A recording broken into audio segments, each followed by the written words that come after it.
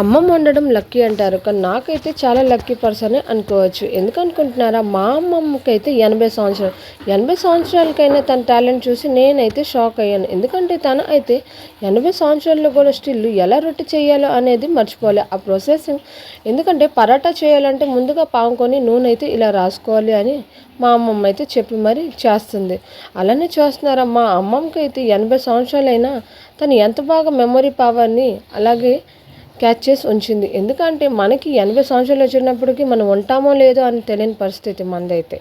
మనకు ఒక 50 అయితే చాలండి, ఇంకా 80 వరకు ఎందుకు చూస్తున్నారా? మా అమ్మమ్మ ఎంత బలం పెట్టి మరి పామి ఈ పరాటాన్ని అయితే చేస్తుంది. అందుకే అంటారండి ఇంట్లో పెద్దవాళ్ళు ఉండడం చాలా లక్కీ అని. అలాంటిది మా అమ్మమ్మ ఉండడం అయితే నాకు ఇంకా చాలా లక్కీ అనొచ్చు. ఎందుకంటే అమ్మమ్మ చేతి వంట తినేంత మనకి అదృష్టం దొరుకుతుంది కాబట్టి.